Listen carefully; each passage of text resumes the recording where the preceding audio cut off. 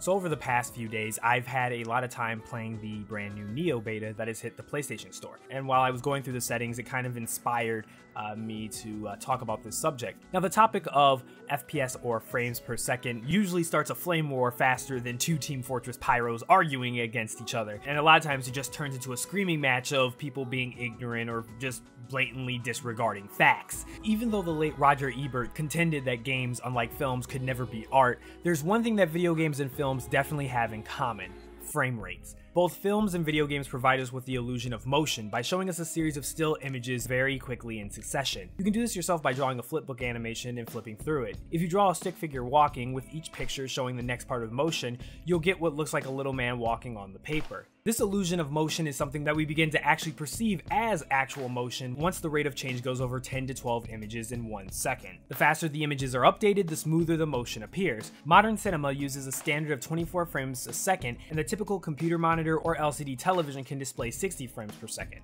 Now, when it comes to video games, how many frames per second is displayed is at the function of a couple different things. The first limiter is the display technology. If the screen can only show 60 frames per second, that's all you're going to see. The second limiter is the amount of graphical processing power the system rendering the game is versus the complexity of the task it's being asked to do.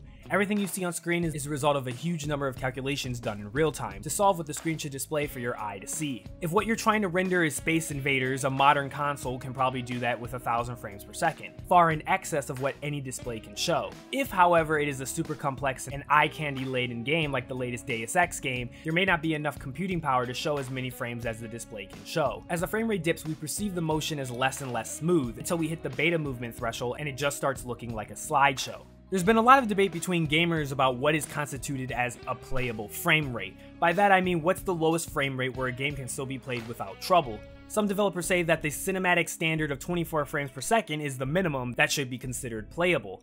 In practice, however, depending on the type of game, the addition of input lag and the need to react to things happening on the screen makes 24 frames per second pretty uncomfortable. The convention on the lower limit has therefore sort of self-corrected to 30 frames per second, which is what most console games target. This is, mind you, despite the typical LCD television being capable of displaying at least 60 frames per second, and monitors that can show 120 or even 144 frames per second are becoming more and more common. Now, there's this common sort of meme-like idea going around the gaming world that people can't tell the difference between 30 frames per second and 60.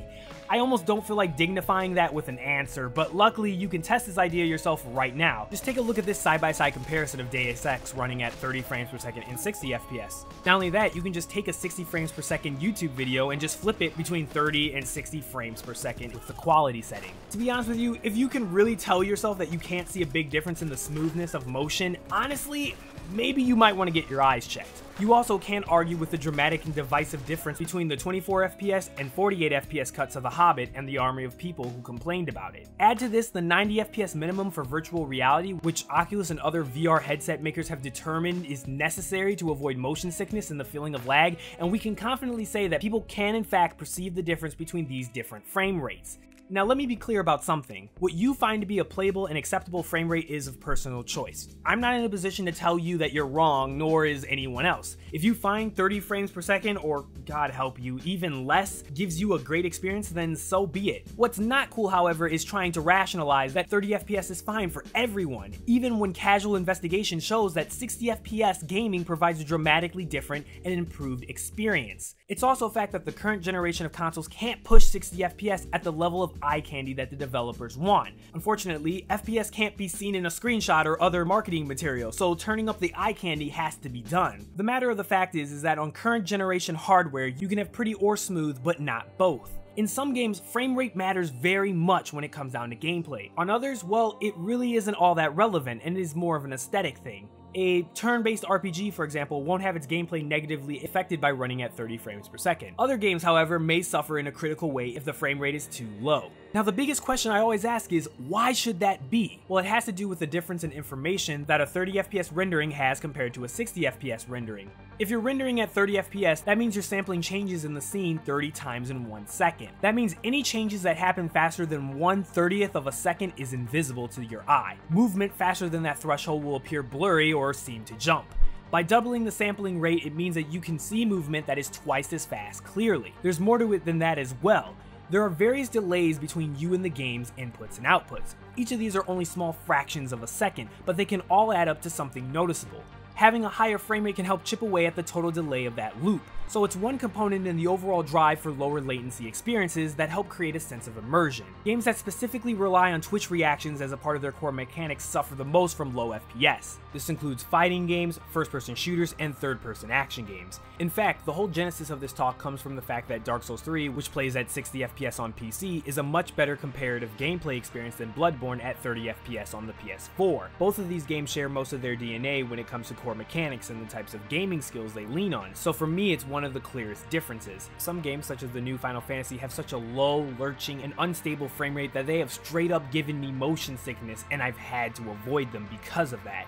However, there is a positive side to all of this, and it's that this issue can still be addressed, and I'm actually seeing some positive changes that I hope other developers will follow. For example, the PS4 exclusive Nioh's demo lets you switch between prettier graphics at 1080p 30 FPS or less prettier graphics and a lowered resolution, but in return you can play the game at a very stable 60 FPS. You choose which works better. Nioh is a game that's being compared to Dark Souls in some ways, so it benefits from this sort of flexibility, which the former is heavily lacking. That's really what it comes down to. I'm a gamer that plays on a lot of different platforms, but when it comes to PC gaming, we're treated with enough respect to be given choices about the sacrifices we're willing to make. You can fine-tune to balance the game's performance until you're happy. And what Nioh's doing is exactly what console gaming needs. Developers that don't treat console gamers like idiots and let them have some say in how their games are played. Who knows, maybe the Xbox Scorpio and PlayStation Neo will push current 30 FPS games to 60 FPS, but that still won't stop developers from having their current insatiable need for a new generation of prettier 30 FPS games. All I'm asking is that you let us choose.